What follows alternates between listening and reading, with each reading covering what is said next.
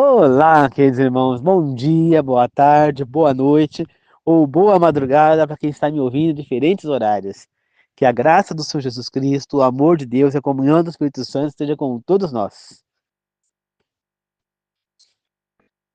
Um feliz e abençoado sábado a todos. Na meditação de hoje falaremos um pouco sobre a história de Esther, falando um pouco sobre Amã. Antes de começar, queridos irmãos, gostaria de pedir que vocês deixem o like aí no vídeo, que vocês compartilhem o vídeo. Quem não quiser comentar nos comentários, seja agora, no decorrer do vídeo, no final do vídeo, fique à vontade. E quem não se inscreveu no canal, aproveita e já se inscreva no canal, tá bom? Desde já agradeço. Tá certo?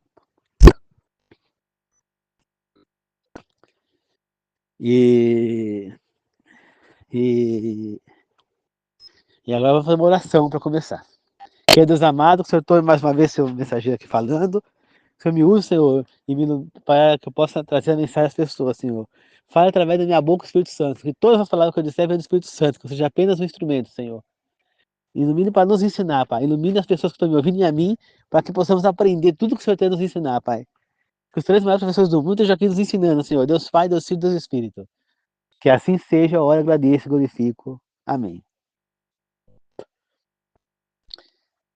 Queridos irmãos, a gente fala só de Esther, a gente sabe que ela foi a rainha, né? Rainha, da rainha judia, dos Medo-Persa, e que ela impediu o massacre dos judeus. Né? A gente sabe a história de Esther.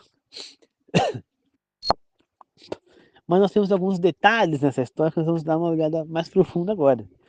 Vamos começar por Amã. Quem era esse homem? Amã, ele era descendente de um rei amalequita. Quem que era o povo amalequita? Né? Esse povo, ele entra na Bíblia lá no Êxodo, no livro de Êxodo, né? Quando o, o povo de Israel estava no deserto, os amalequitas os atacam covardemente, né? E aí depois há uma batalha entre os israelitas e os amalequitas, né? É aquela batalha que Moisés ficou levantando a mão para o céu e o povo de Israel vencia a batalha. Quando Moisés descia os braços, o povo perdia, começava a perder. O povo de Deus, né? O povo de Israel. Aí Moisés ficou segurando o braço até quando ele não aguentava mais, o braço a cair, porque ele não tinha mais força. Junto com ele aí em cima estava Ur e Arão. Cada um segurou os braços dele no alto para que ele pudesse continuar orando mesmo sem força, para poder o povo de Israel vencer a batalha e vencer os amalequistas. Né? Então, esse é o povo amalequita ao qual Amã é descendente. Mas, no decorrer da história bíblica, esse povo é citado novamente. Lá no livro de Samuel, né? É citado esse povo que Deus ordena através de Samuel a Saul, rei de Israel naquele momento, que aniquilasse todos os amalequitas que existissem na face da terra. Para eles invadir o reino dos amalequitas lá, a cidade deles, e acabar com todos, não deixar nada vivo, nem criança, nem mulher, nem homens, nem animais, é para destruir tudo. Né?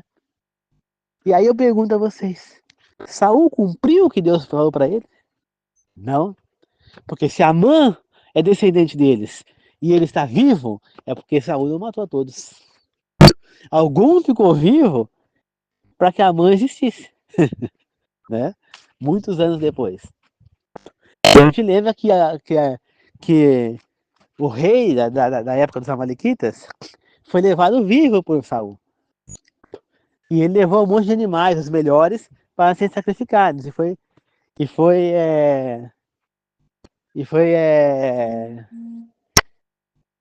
repreendido por Samuel. Que depois foi lá o próprio Samuel e matou o rei. Né? Então, Samuel disse o quê? Que era melhor obedecer a Deus do que sacrificar a Deus. Né? Então, era esse mesmo povo que era a descendência de Amã. Então, Amã já tinha, com certeza, sabia desses acontecimentos. Né? Então, ele sabia que o povo de Israel havia aniquilado os seus antepassados. Mas ele não tinha ódio, assim, e o ódio dele começou a aumentar mais porque Mardoqueu, ou Mordecai, ele não abaixava a cabeça para Amã, não fazia reverência quando ele passava, já que Amã era o primeiro-ministro. E isso começou a irritar mais ainda Amã. Só que você vê que ele se deixou levar pelos sentimentos errados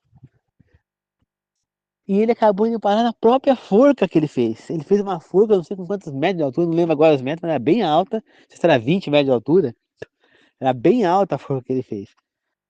E ele ia para enforcar lá mais do que o Mordecai. Mas quem acabou indo parar nessa forca foi ele próprio. Por quê? Porque assim como Caim, lá no início, Deus alertou Caim, falou, cuidado com o pecado da sua porta. E Caim se deixou levar pelos sentimentos errados e assassinou o irmão Abel. E aqui Amã se deixou levar pelos sentimentos errados também, né? Mardoqueu, ou Mordecai, nunca fez mal a Amã. Ele simplesmente não prestava reverência porque ele era um judeu. E Amã não compreendia que o povo judeu só prestava reverência a Deus. Ele não estava menosprezando Amã, então um pouco desrespeitando. Ele simplesmente não estava faltando com respeito ao Deus que ele acreditava, né? E Amã não entendeu isso e quis prejudicar Mordecai e Mardoqueu, ou Mardoqueu, né? E só que ele decidiu não só aniquilar o povo Mardoqueu. Se o problema dele fosse só com Mardoqueu, ele teria mandado matar só Mardoqueu. Não, ele quis matar todos os judeus. E isso é um sinal, com certeza, que ele tinha já um receio com os judeus de antes. Por conta desses episódios que eu estou começando a falar com você. Só que ele não contava que a rainha fosse judia, né? Ninguém sabia que Esther era judia. Que na verdade Esther era Radassa, uma judia, né?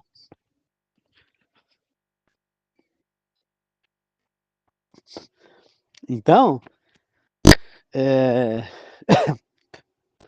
é, então é ela que intercedeu pelo povo, mas depois que o seu padrinho, Mordecai, deu uma prensa nela, porque ela estava receosa, né? Por quê?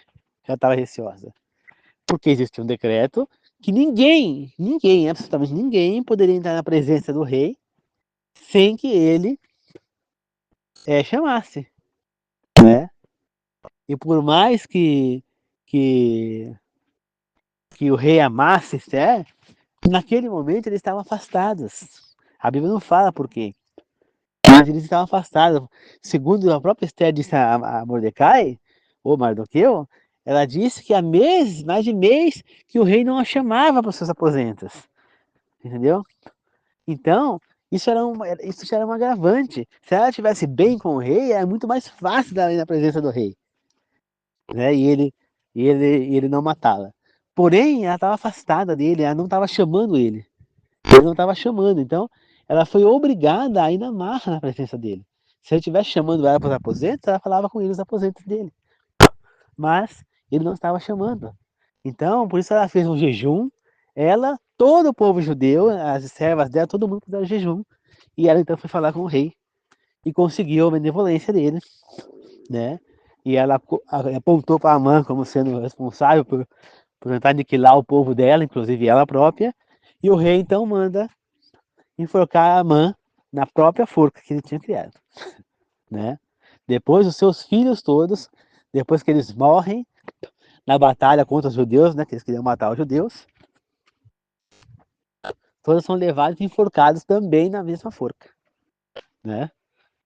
Então todo mundo percebe que Amã ele acabou cavando a própria sepultura, porque ele se deixou levar por sentimentos errados, né? Enquanto Esther, ela quase se deixou levar por sentimento errado, de medo.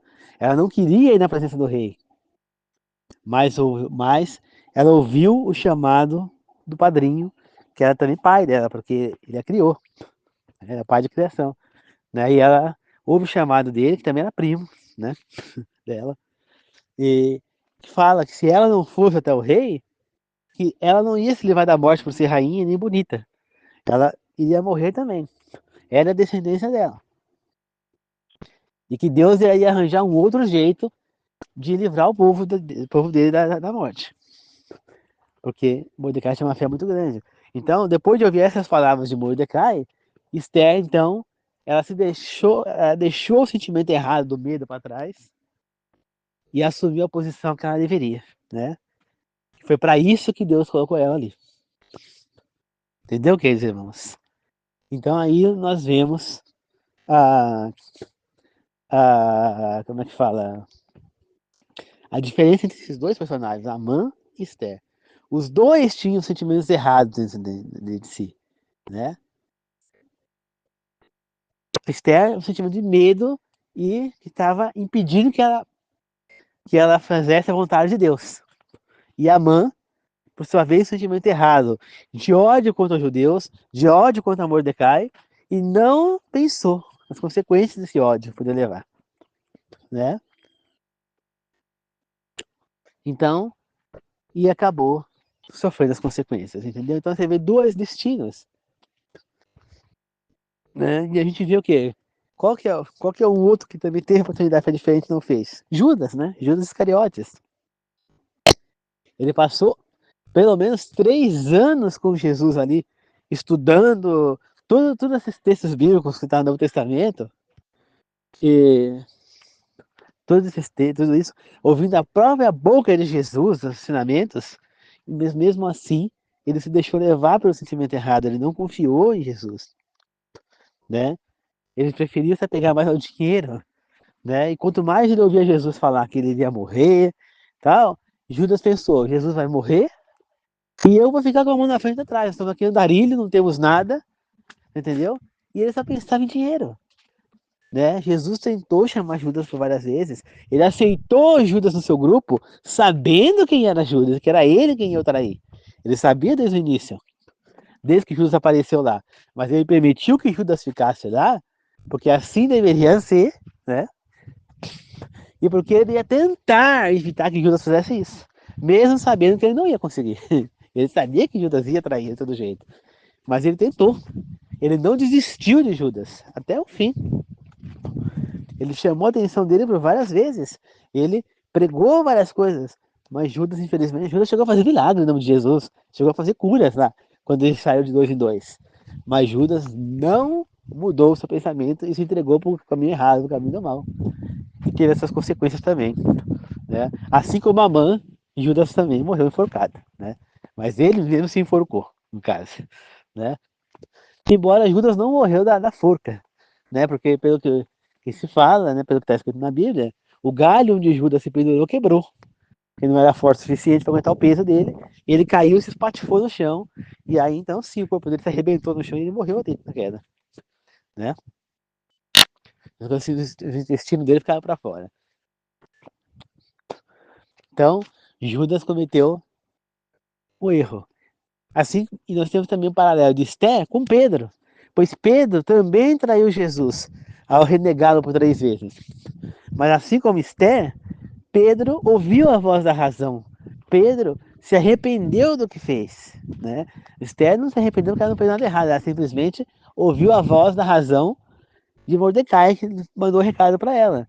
E Pedro se arrependeu do que fez, ele percebeu que ele fez coisa errada, né? E viu no olhar, somente do olhar que Jesus deu para ele, ele viu no olhar de Jesus o perdão, né? E essa foi a diferença de Judas para Pedro, o arrependimento. Então, quando a gente tem uma decisão certa, uma decisão errada, nós temos que tomar a decisão certa. Se a gente tomar errada, as consequências vêm, né? Foi por isso que Deus advertiu Caim lá no Gênesis, lá no início, né? Quando fala da história de Caim e Abel, falou: Caim, o pecado está à sua porta, toma cuidado. Toma a decisão correta e você será bem sucedido. Mas Caim não ouviu a voz de Deus. E falou, e foi lá e matou o irmão. Entendeu? Então, Deus avisa. Assim como Deus tentou impedir Caim de cometer esse erro, né, de não pecar, Jesus também tentou impedir Judas de o trair. E assim até hoje, Jesus tenta impedir que nós, seres humanos, vamos para a morte eterna. A vontade de Deus é que toda a humanidade estivesse salva. Mas ele sabe que isso não será possível. Sabe que teremos mais perdidos do que salvos, né? Muita gente vai nas igrejas e acha que está tudo certo. Só que aí vai na igreja e trata as pessoas dentro da igreja com diferença, né? Faz uma coisa para um e não faz para o outro. Faz uma coisa ali, por uma cerimônia, uma festa, uma coisa de aniversário mais íntimos. Só que em vez de ficar ali entre eles, ele aposta no grupo da igreja para chamar atenção. E aí vê outras pessoas ficarem chateadas por terem sido rejeitadas, né? Você vê tratamento diferente, vê pessoas dentro da igreja agindo com prepotência, com mitidez, se achando dando cara preta. Pessoas dentro da igreja que estão afastando outros fiéis, que deixaram de ir na igreja por conta de um fiel, por conta desse fiel, pessoas não foram mais, não quer ver a pessoa ali pintada de ouro, trata as pessoas mal. Então, gente, não adianta chegar na igreja, tem gente que quer receber bem a pessoa, cantar, fazer um monte de coisa, mas não tratar bem os fiéis dentro da igreja, querer achar que sabe mais do que os outros, agir com prepotência e arrogância. Não, ninguém é dono da igreja, pelo contrário, ninguém é dono da igreja, gente. A igreja pertence a Deus. Alguns homens escolhidos, eles administram a igreja, mas eles não são proprietários. Eles não têm o direito de exigir nada de ninguém. Principalmente exigir que a pessoa vá na igreja, exigir que a pessoa vá em tal lugar, exigir que a pessoa... Não dá.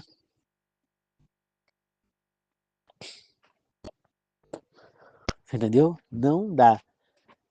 Eu acho que cada um é livre, Deus não obriga ninguém a nada. Nem, por exemplo, hoje está tendo uma cerimônia do lenço, dos aventureiros da minha igreja.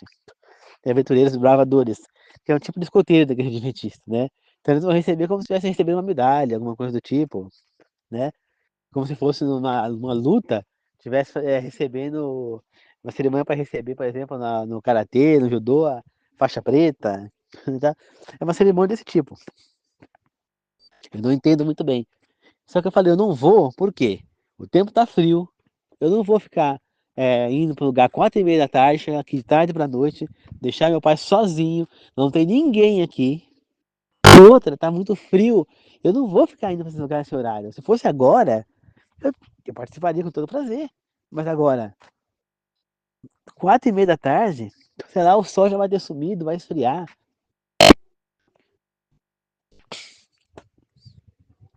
Entendeu, queridos irmãos? Então vamos entender que nós não podemos obrigar ninguém a nada. Não adianta a gente a gente ir para a igreja, pregar, fazer trabalho missionário, entregar panfleto, fazer cesta básica, entregar, fazer trabalhos excelentes, gravar essas mensagens como eu gravo, dar estudo bíblico, mas você trata mal as pessoas, mas você se acha melhor que o outro, trata as pessoas com humildade, não adianta. Você está só espantando as pessoas. Deus está vendo tudo que você está fazendo. E na hora certa você vai receber as consequências. Então, toma cuidado com os sentimentos errados que você tem. Domine os seus erros, porque Deus, Ele está vendo tudo que nós estamos fazendo. Então, tomemos cuidado, tá bom? Vamos fazer uma oração de encerramento, meus irmãos. Obrigado, meu Deus, obrigado por mais essa meditação. Obrigado, meu Pai, que nós possamos ser, eu e as pessoas que estão me ouvindo, inscritas ou não no meu canal, e os que estão inscritos que não estão me ouvindo, todos possamos ser como Esther, podemos que tomou a decisão certa, como Pedro, que mesmo estando errado em algum momento, se arrependeu. Possamos ser, Senhor, como Abel, que seguiu reto no seu caminho, Pai. Podemos ser como Davi, que se arrependeu, que errou, mas se arrependeu, Senhor. Possamos ser pessoas que tomemos a decisão correta, Senhor. Que não nos deixemos dominar pelo pecado, Pai. Pelos erros graves, para não termos consequências severas, Senhor. Esteja sempre conosco, Pai. Abençoe nosso fim de sábado, Senhor. Esteja com todos nós, Pai. Que assim seja, eu agradeço e glorifico, meu Deus. Em nome do Pai, do Filho e do Espírito Santo, Senhor. Eu peço e oro em nome do Senhor Jesus. Abençoe a todos nós nesse dia maravilhoso. Amém. Obrigado, queridos irmãos. E lembre-se, cuidado, o pecado bate a sua porta, assim como Deus disse a Caim lá no Éden. Eu falo para vocês e para mim também. Cuidado, o pecado está batendo na nossa porta. Somos nós que vamos decidir se vamos acatar e vamos pecar ou não. Tá bom? Muito obrigado, queridos irmãos. Um feliz fim de estar a todos. Que Deus abençoe a todos.